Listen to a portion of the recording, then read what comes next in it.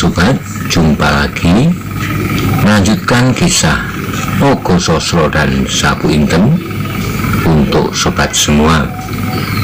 Kali ini dalam episode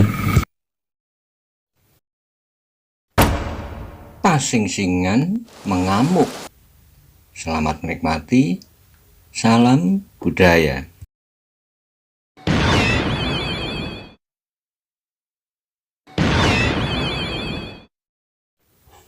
Pada episode sebelumnya dikisahkan ketika Maiso Jenar berhadapan dengan Pasing-singan, Maiso Jenar memberikan serangan mental dengan menceritakan siapakah sesungguhnya Pasing-singan itu. Dan Pasing-singan pun terpancing. Dia marah bukan main dan ingin sekali untuk segera membunuh Maiso Jenar. Bagaimanakah kisah selanjutnya?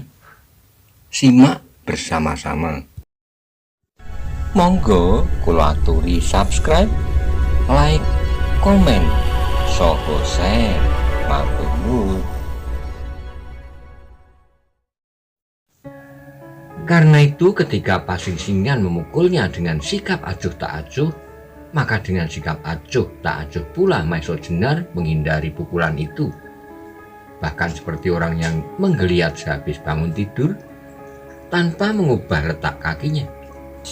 Namun karena demikian, sambaran tangan Pasing-singan itu hampir saja menyentuh kulitnya. Bahkan sambaran anginnya terasa betapa kerasnya. Pukulan yang demikian saja dilontarkan. Semua yang menyaksikan peristiwa itu hatinya berdesir, copot. Mula-mula dada mereka menjadi tegang, seolah-olah tak sempat untuk menarik napas. Tetapi kemudian mereka heran melihat sikap Maiso Jenar. Mengapa ia sedemikian beraninya bersikap acuh tak acuh saja? Namun yang mereka saksikan adalah pukulan Pasing-singan itu benar-benar tidak mengenainya. Yang paling heran dari semuanya adalah Pasing-singan sendiri. Seolah-olah ia tidak percaya pada penglihatan matanya bahwa Maiso Jenar dapat menghindari pukulannya hanya dengan menggeliat saja. Namun ternyata hal itu benar-benar telah terjadi. Karena itu marahnya sampai ke ujung ubun-ubunnya. Sekali lagi ia merasa direndahkan oleh orang yang baginya sama sekali tak berarti. Namun Pasing-singan tidak segera mengulangi serangannya. Bahkan kemudian ia berdiri saja bertolak pinggang untuk kemudian memperdengarkan suara tertawanya. Suara tertawa yang mengerikan dilontarkan dengan lembaran ilmu gelap ngampar. Suaranya menggetarkan seolah-olah menggoncangkan dunia, menggetarkan setiap dada orang yang mendengarkannya. Suara itu terdengar nyaring, bahkan merontokkan daun-daun yang tidak sanggup lagi berpegangan lebih erat pada dahannya. Semua orang yang mendengar suara tertawa itu terkejut. Segera mereka berloncatan mundur untuk mengurangi tekanan udara yang seperti akan membelah dada mereka. Dengan penuh tenaga dan pemusatan kekuatan batin, segera mereka berjuang melawan ilmu gelap ngampar itu. Demikian dahsyatnya ilmu itu sehingga mereka yang mendengarnya menjadi menggigil seluruh tubuhnya. Perlahan terasa darahnya seolah-olah membeku dan segenap tulang-tulangnya terlepas dari sendi-sendinya. Yang mula-mula sekali tidak kuat melawan pengaruh tertawa itu adalah Jolodri.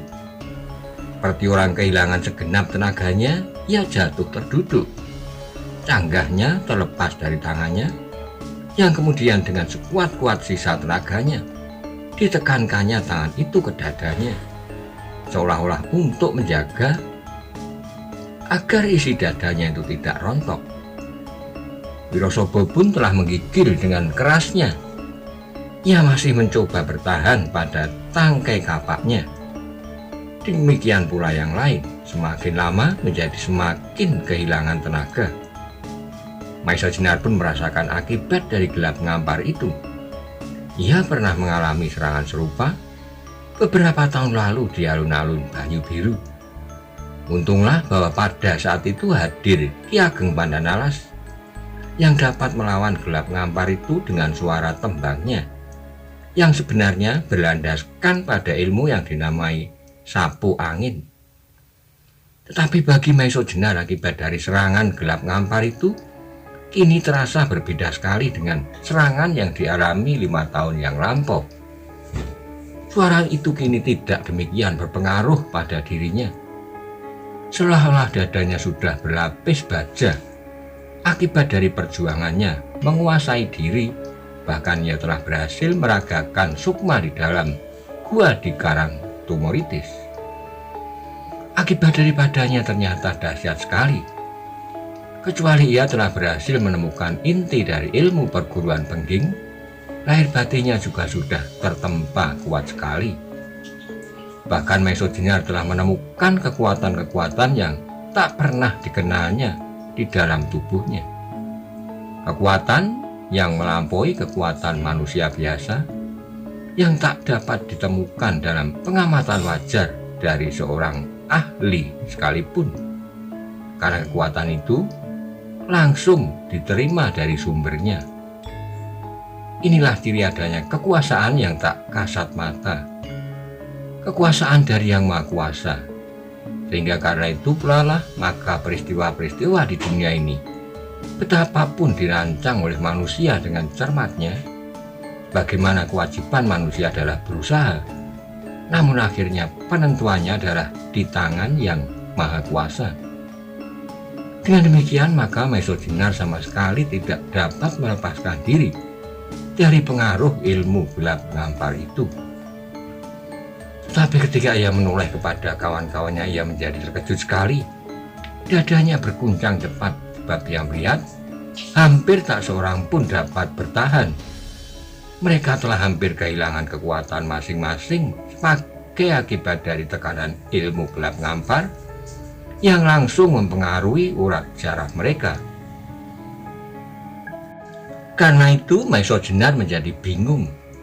Ia tidak memiliki ilmu seperti yang dimiliki oleh Pandanalas. Meskipun daya tahannya sendiri barangkali tidak kalah dengan daya tahan Pandanalas, namun untuk membantu orang lain melenyapkan pengaruh gelap ngampar itu adalah sulit baginya. Dan pada itu teringat pula olehnya pengaruh yang serupa di Pulau Hantu di Laut Kuning. Menurut pendengaran Maiso Jenar, di Pulau Hantu itu sering juga terdengar suara yang tertawa demikian mengerikan, sehingga kadang-kadang para pelaut yang membawa kapalnya lewat di dekat pulau itu dapat menjadi gila, kehilangan tenaga dan akal. Ada yang bahkan menjadi lemas dan mati. Yang lebih mengerikan lagi adalah di antara mereka menjadi saling berkelahi dan saling membunuh. Untuk sementara Maiso Jenar tidak tahu bagaimana dapat menolong kawan-kawannya dari serangan yang aneh itu. Tetapi kemudian ia menemukan suatu cara yang mungkin dapat dilakukan. Kalau sumber suara tertawa itu dapat dihentikan, ia mengharap pengaruhnya pun akan lenyap sebelum sampai ke puncaknya. Dengan demikian maka segera ia berdiri dan dengan sigapnya ia melontarkan dirinya langsung menerjang dada Pasingsingan yang terbuka. Pasingsingan terkejut melihat serangan itu. Sejak semula ia sudah heran melihat Maiso Jenar dapat mempertahankan dirinya dari serangan gelap ngampar, meskipun ia telah memperketat serangan itu. Bahkan kemudian Maiso Jenar dengan derasnya menyerang dadanya. Meskipun demikian, serangan Maiso Jenar itu bagi Pasingsingan hanya dapat menambah kemarahannya saja. Ia menganggap bahwa perbuatan itu adalah perbuatan bunuh diri. Karena itu dengan tetap melancarkan serangan gelap ngampar, Pasingsingan menyilangkan tangannya di muka dadanya untuk menangkis serangan Maiso Jenar.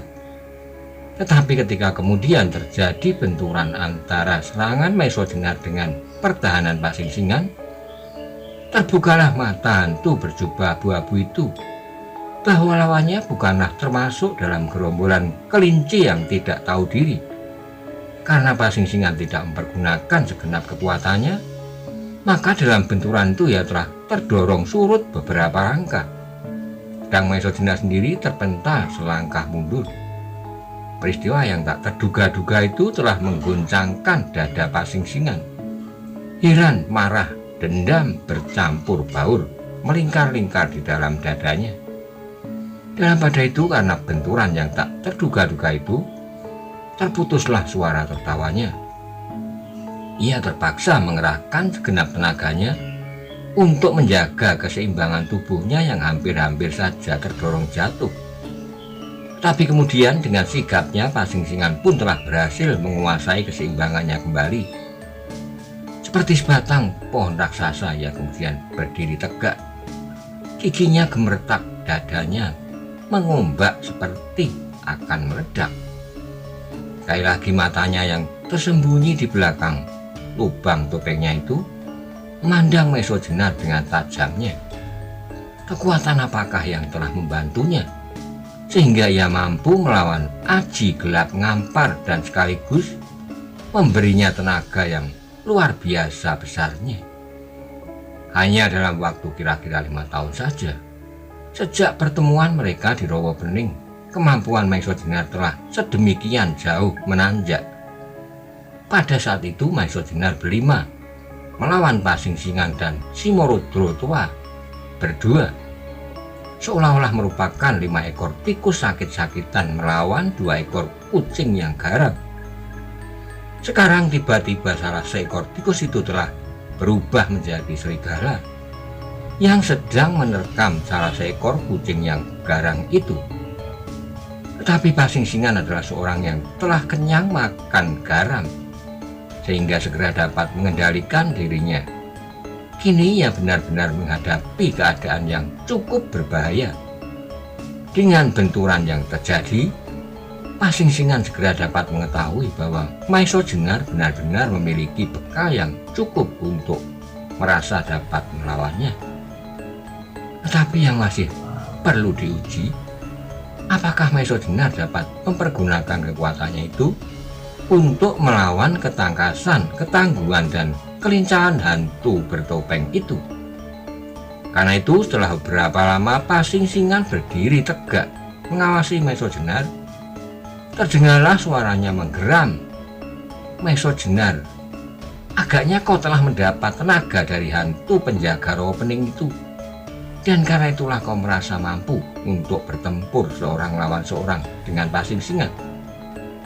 Setelah kau membual dengan cerita tentang Pasingsingan yang berbelit-belit itu, sekarang kau benar-benar ingin mengadu tenaga, mengadu lihatnya kulit, kerasnya tulang. Tetapi kau jangan merasa gembira karena kau berhasil mendorong aku mundur beberapa langkah. Tapi kini aku akan maju lagi, dan tak seorang pun dapat mencegahnya. Maesojena kini melihat bahwa Pasingsingan telah memutuskan untuk bertempur dengan sepenuh tenaganya. Karena itu ia pun segera bersiap. Dengan penuh kewaspadaan Maesojena mengikuti setiap gerakan Pasingsingan. Meskipun sepintas lalu ia masih sempat untuk mengerling kepada kawan-kawannya. Ternyata ketika serangan gelap ngampar itu terputus sebelum sampai ke puncaknya, pengaruhnya pun terputus pula. Dengan demikian, meskipun perlahan-lahan, namun mereka yang dikenai oleh aji itu pun terbebas pula. Mantingan, Wilis, Aryo, Widuri Wirosobo, dan bahkan Jolodri perlahan-lahan dapat menemukan kesadaran serta kekuatan mereka kembali. Mereka kini sudah tidak menggigil lagi. Meskipun terasa dada mereka masih bergetar dan jantung mereka masih berdegupan. Mantingan, Wilis, Aryo Widuri, dan Wirosobo telah mulai dapat melihat apa yang telah terjadi di hadapan mereka. Mereka mulai bertanya-tanya, apakah yang akan terjadi seterusnya? Yang paling cemas di antara mereka adalah Mantingan. Meskipun tangannya masih gemetar, namun ia telah mencoba menggenggam trisulanya erat-erat. Sementara itu Pasingsingan pun telah bersiap sepenuhnya. Dengan menggeram ia melompat menyerang Maesojena. tidak dengan sikap acuh tak acuh, tapi kini ia benar-benar bertempur untuk segera dapat membinasakan lawannya. Namun Maesojenar pun telah bersiap. Ia telah mengalami, meskipun mulanya tidak bersungguh-sungguh, namun akhirnya ia harus berjuang sekuat-kuatnya pada saat ia harus bertempur melawan Anggoro. Meskipun perkembangan ilmunya kemudian berbeda, namun Anggoro dan Umbaran telah menghisap ilmunya dari sumber yang sama, sehingga dengan demikian masih nampak juga persamaannya. Apabila salah seorang dari mereka itu tidak sengaja untuk menyembunyikan diri dalam gerak-gerak lain yang diciptakannya kemudian, demikianlah maka saat kemudian berkobarlah perang tanding yang maha dahsyat. Pasing-singan yang telah menggemparkan telatah Demak dengan perbuatan-perbuatannya yang mengerikan, baik yang dilakukannya sendiri maupun yang dilakukan oleh muridnya, melawan seorang yang telah berhasil menekuni ilmunya sampai ke intinya. Meskipun Pasing-singan jauh lebih dahulu dari Maesojenar, namun ternyata dengan satu loncatan Maesojenar telah berhasil menyusulnya. Serangan-serangan Maesojenar ternyata sama sekali tidak kalah berbahayanya dari serangan-serangan hantu berjubah itu. Sekali-kali terjadilah benturan-benturan yang keras, dan dalam keadaan yang demikian itulah Maesojenar menjadi semakin yakin pada dirinya bahwa Pasing-singan bukanlah hantu yang menakutkan dan tak dapat dikalahkan. Pasing-singan semakin lama menjadi semakin terbakar hatinya. Kalau semula ia baru dapat mengukur kekuatan Maesojenar, namun kemudian ia terpaksa melihat kenyataan bahwa Maesojenar tidak saja bertambah kuat lahir dan batin, namun ia pun mampu pula mempergunakan kekuatannya itu sebaik-baiknya. Sebagai seorang murid Pasing-singan tua, Pasing-singan itu telah mendengar dan mendapat petunjuk-petunjuk tentang bermacam-macam perguruan, juga perguruan pengging yang terkenal. Kini ia harus mengalami betapa salah seorang murid dari pengging itu telah mampu melawannya. Pertempuran itu semakin lama menjadi semakin sengit. Pasing-singan menjadi semakin heran melihat keterampilan lawannya.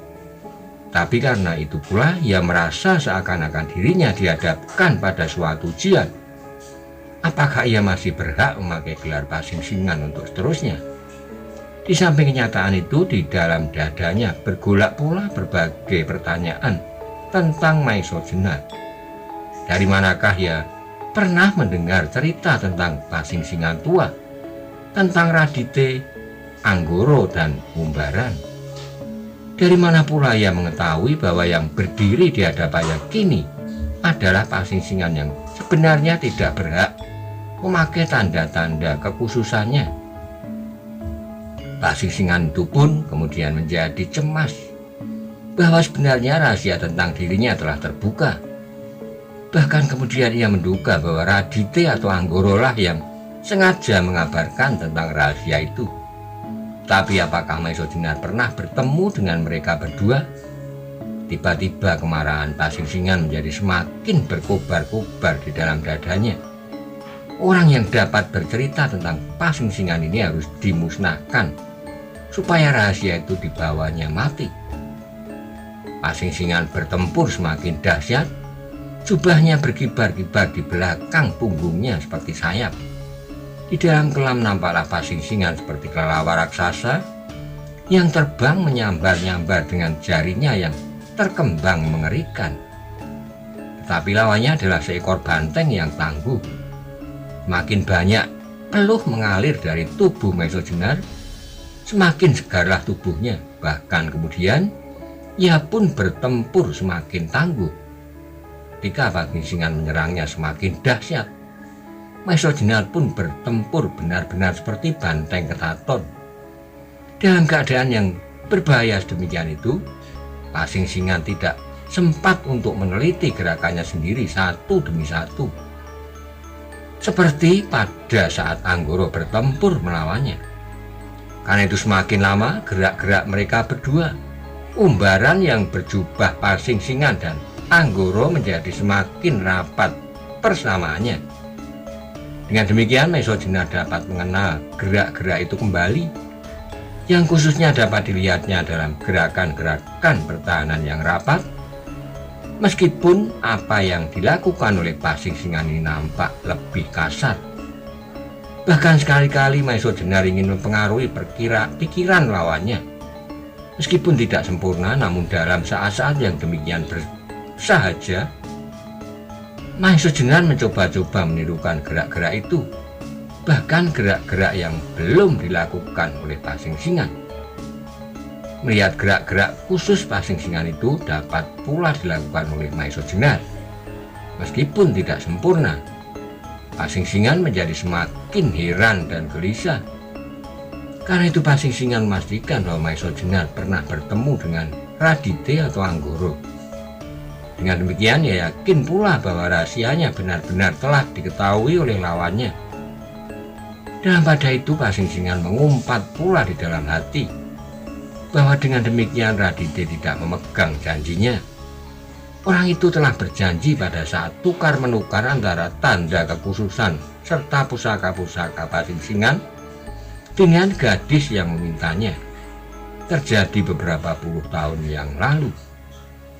Tapi apapun yang dilakukan, Pasingsingan tidak berhasil untuk menguasai lawannya. Jangankan membunuhnya, menyentuhnya pun semakin lama menjadi semakin sulit.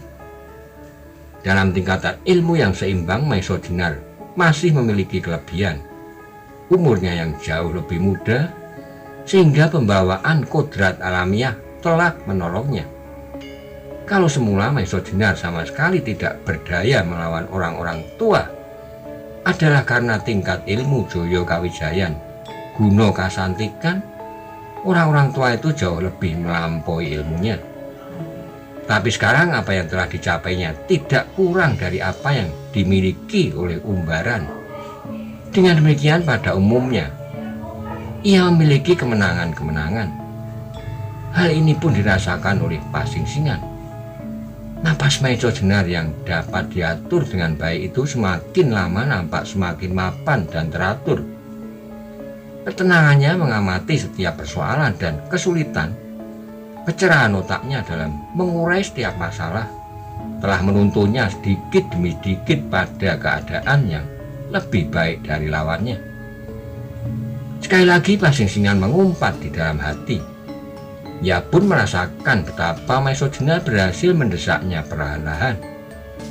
Bagi seorang yang merasa dirinya tak terlawan, hatinya menjadi panas bukan main. Apalagi mengingat gelar yang harus dipertahankan mati-matian. Pusaka-pusaka serta ciri-ciri kekhususan Pasingsingan. Kalau oleh Maisojenar ia sudah dapat dikalahkan, lalu apakah haknya untuk tetap menjadi orang yang ditakuti? Lebih-lebih lagi apabila orang-orang seperti Pandanalas, Suro Dipoyono, Titis Anganten sampai mengenalnya bahwa bukan dirinya lah Pasingsingan yang pernah bersahabat dengan mereka, maka ia akan semakin banyak menemui kesulitan dalam usahanya untuk menguasai Kiai Nogososro dan Sabu Inten. Sebab dengan nama Pasingsingan, orang tua itu merasa segan bertindak terhadapnya. Yang disangkanya Pasingsingan sahabat mereka puluhan tahun yang lampau. Seperti apa yang dilakukan oleh Pandanalas di alun-alun Banyu Biru, yang masih memperlakukannya sebagai sahabatnya. Tapi tiba-tiba ia teringat apa yang pernah dialaminya di Rowo Pening ketika ia sudah siap membunuh Maisojenar dengan keempat kawannya. Muncullah dua orang yang berpakaian mirip dengan Maisojenar dan memberinya pertolongan. Beberapa bulan ia mencoba memecahkan teka-teki itu. Namun akhirnya ketika orang-orang itu sudah tidak pernah dijumpainya lagi, ia menjadi lupa kepada mereka. Tapi sekarang tiba-tiba bayangan kedua orang itu muncul kembali. Kalau demikian kedua orang itu pasti telah menemui Maisojenar dan bercerita tentang dirinya. Ya, ia pasti sekarang orang yang dapat mengalahkannya dengan begitu mudah. Orang dapat membebaskan diri dari pengaruh ilmunya Laskobar. Orang itu tidak dapat lain daripada Radite dan Anggoro. "Gila!" teriak Asing-Singan tiba-tiba. Maisojena terkejut mendengar teriakan itu. Tetapi ia bertempur terus. Serangan-serangannya semakin lama semakin deras seperti hujan tercurah dari langit, disertai prahara yang bergulung-gulung mengerikan. Asing-Singan akhirnya tidak mau lagi membiarkan dirinya digilas oleh anak-anak yang baru tumbuh. Tiba-tiba ia tidak ragu lagi mengendalikan kemarahannya, sehingga ia tidak segan-segan untuk membakar lawannya dengan ilmunya yang dahsyat, alas kobar. Sementara itu, Mantingan, Roro Wilis, Aryo Saloko, Endang Widuri, Wirosobo, dan Jalodri telah hampir sembuh kembali dari akibat serangan gelap ngampar, meskipun dada mereka seakan-akan masih terasa berderak-derak. Namun mereka telah dapat berdiri tegak dan dengan penuh kesadaran telah dapat mengikuti pertempuran yang terjadi antara Pasing-Singan melawan Maisojena. Mantingan yang sama sekali tidak menduga bahwa Maisojena telah dapat mencapai tingkatan yang sedemikian tinggi dalam waktu singkat, mula-mula tidak percaya pada penglihatannya. Tapi ketika kemudian ia melihat betapa orang berjubah abu-abu itu telah berjuang sedemikian lama dan sungguh-sungguh, tahulah ia bahwa Maisojena benar-benar tidak sedang bunuh diri. Karena itulah ia menjadi berbangga hati. Kalau semula pada saat Mantingan melihat Roro Wilis, Aryo Saloko, dan Endang Widuri turut serta melawan anak buah Loijo, ia telah berbangga hati, lebih-lebih ketika ia terpaku pada suatu kenyataan bahwa Aryo Saloko mampu melawan Loijo dan membebaskan dirinya dari pengaruh serangan panas yang luar biasa dari kelelawar alas mentau itu. Kini ia tidak tahu lagi perasaan apa yang berkobar di dalam dadanya. Sebagai seorang sahabat yang sejak semula telah mengagumi Maisojena, ia kini benar-benar bersyukur bahwa sahabatnya itu telah berhasil menempa dirinya menjadi orang yang luar biasa. Mantingan bersyukur bahwa Maisojena telah berhasil dalam pembajaan diri itu, sebab ia tahu pasti bahwa hasil dari pembajaan diri itu akan dilimpahkan di dalam suatu pengalaman kemanusiaan, pengalaman pada tumpah darah. Ia tahu pasti bahwa Yang Maha Kuasa telah merestui sahabatnya itu dalam perjuangannya menegakkan kebenaran dan keadilan. Dan Wirosobo seperti orang yang terpesona. Ia berdiri dengan mulut ternganga. Beberapa tahun yang lalu hatinya telah digemparkan oleh suatu kenyataan bahwa Maisojena mampu menghancurkan sebuah batu hitam dengan tangannya. Pedang kapak raksasanya hanya mampu melukai batu itu tidak lebih dari sejengkal. Sekarang ia melihat Maisojena itu bertempur yang menurut penglihatannya sangat ruwet. Wirosobo tidak tahu bagaimana orang dapat bertempur sampai sedemikian. Gerak mereka kadang-kadang seperti singgat, melenting berloncatan, kadang-kadang seperti dua ekor beruang yang menggelepar dengan kerasnya untuk kemudian seperti seekor harimau menerkam.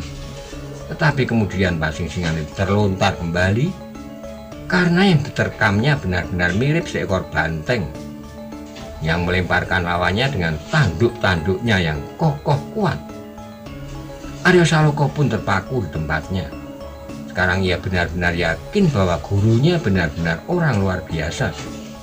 Namun daripada itu menjalar pula hatinya hasrat yang semakin kuat untuk menghisap ilmu sekuat-kuat tenaganya. Ia tahu benar bahwa gurunya itu telah bekerja keras untuknya, melampaui yang seharusnya dilakukan oleh seorang guru. Gurunya itu telah mengasihinya seperti anak sendiri, bahkan bersedia mati pula untuknya. Karena itu, Aryo berjanji di dalam dirinya sendiri bahwa ia tidak akan mengecewakan orang itu, dan sekaligus ia akan dapat berbangga diri kepada ayahnya kelak, berbangga tentang dirinya sendiri dan berbangga tentang gurunya. Sebab ia tahu bahwa ayahnya telah menyerahkan ke dalam asuhan Maisojena. Dalam pada itu Endang Widuri sudah mulai tertawa-tawa pula. setelah pengaruh gelap ngampar lenyap dari dadanya. Meskipun ia masih agak pucat, ia melihat Maisojenar itu seperti melihat ayahnya. Ia menjadi heran mengapa Maisojenar itu dalam hampir setiap geraknya mirip benar seperti ayahnya.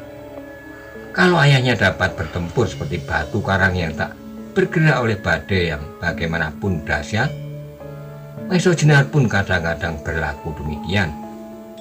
Tapi kadang-kadang melihat lawannya seperti banjir bandang tanpa dapat dihalangi oleh kekuatan apapun. Pada saat yang lain seperti juga ayahnya, Maisojenar mengurung lawannya seperti angin prahara. Meskipun ia hanya melihat ayahnya bertempur dalam latihan-latihan dengan dirinya, dengan putut karang tunggal yang sebenarnya bernama Karebet, namun ia melihat betapa Maisojenar itu memiliki kemampuan yang mirip benar dalam setiap gerak-geriknya. Tapi gadis kecil tidak tahu bahwa Maisojenar dan ayahnya Kebu Kanigoro meneguk air dari sumber yang sama, dan bahwa kedua-duanya telah menguasai ilmunya dengan sempurna, meskipun Kebu Kanigoro sedikit lebih mengendap daripada Maisojenar. Orang yang sama sekali tidak tahu bagaimana menilai pertempuran itu adalah Jolodri. Bahkan ia menjadi pening, dan karena itu ia lebih senang menenangkan dirinya daripada bersusah payah mengikuti perang tanding yang tak kenal ujung pangkalnya itu. Berbeda dengan perasaan mereka adalah Roro Wilis. Ia mempunyai kesan tersendiri dari pertempuran itu. Ketika pertempuran itu menjadi semakin seru, ia pun menjadi semakin cemas. Meskipun kemudian ia merasa bahwa Maisojenar memiliki kemampuan yang cukup untuk mengimbangi kekuatan iblis berjubah abu-abu itu. Namun setiap serangan pasing-singan dirasanya seperti serangan pada dirinya sendiri. Setiap sentuhan yang mengenai tubuh Maisojenar seolah-olah kulitnya lah yang terluka. Roro Wilis tiba-tiba menjadi cemas, jauh lebih cemas daripada ia sendiri yang bertempur. Ia sama sekali tidak rela kalau laki-laki itu sampai dapat disinggung oleh lawannya. Ia tidak rela kalau laki-laki itu sampai terluka. Ketika Wilis sadar akan perasaannya itu, tiba-tiba warna merah membersit ke pipinya. Ia merasa malu sendiri, meskipun ia yakin bahwa tak seorang pun yang memperhatikannya. Tetapi seolah-olah setiap ujung daun-daun pepohonan di sekitarnya itu tersenyum melihat warna hatinya. Seolah-olah desir angin yang lewat di belakangnya berbisik di telinganya. Jangan cemas Roro Wilis, kau tidak akan kehilangan laki-laki itu. Tiba-tiba Roro Wilis menundukkan wajahnya dengan tersipu-sipu. Tetapi dalam pada itu tiba-tiba Arina itu dikejutkan oleh sebuah teriakan nyaring yang terlontar dari belakang topeng kasar pasing-singan. Bersamaan dengan itu mancarlah udara panas ke segenap penjuru ke arah mereka yang sedang terpesona menyaksikan pertempuran itu, sehingga tanpa mereka sengaja segera mereka berloncatan mundur beberapa langkah. Bahkan Jolodri segera berlindung ke balik sebuah pohon untuk menghindarkan diri dari serangan panas yang luar biasa. Itulah pengaruh dari ilmu alas kobar yang dahsyat, yang tidak saja dilontarkan oleh Lowo Ijo, tapi kini oleh gurunya Pasing-singan. Alangkah dahsyatnya ilmu itu. Tetapi yang paling dahsyat mengalami serangan itu adalah orang yang dituju.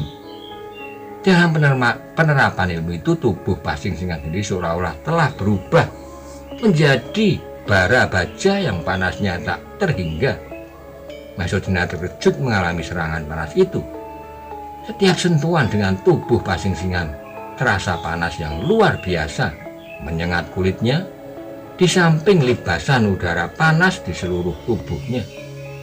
Dalam keadaan yang demikian sadarlah Maisojenar bahwa lawannya telah mematek aji yang pernah didengarnya bernama alas kobar. Untuk sementara Maisojenar terpaksa terdesak mundur. Ia mencoba menghindari setiap sentuhan tubuh Pasing-singan. Tapi dalam keadaan demikian Maisojenar sama sekali tak berniat melarikan diri. Sebagai seorang laki-laki ia akan menghadapi setiap kemungkinan. Ia merasa menjadi pelindung dari seluruh perkemahan itu. Kalau ia terpaksa melarikan diri, maka tak ada artinya sama sekali. Apa saja yang pernah dilakukan dan apa saja yang pernah dipercayakan orang kepadanya. Dalam perjuangan melawan kejahatan tak ada niatnya untuk sekedar menyelamatkan dirinya sendiri dan membiarkan orang lain binasa karenanya. Karena itulah maka Maisojenar membulatkan tekadnya, mengumpulkan segenap kekuatan lahir batinnya dengan tekad bulat untuk melawan pasing-singan, betapapun pengaruh panas itu menyengatnya di segenap bagian tubuhnya.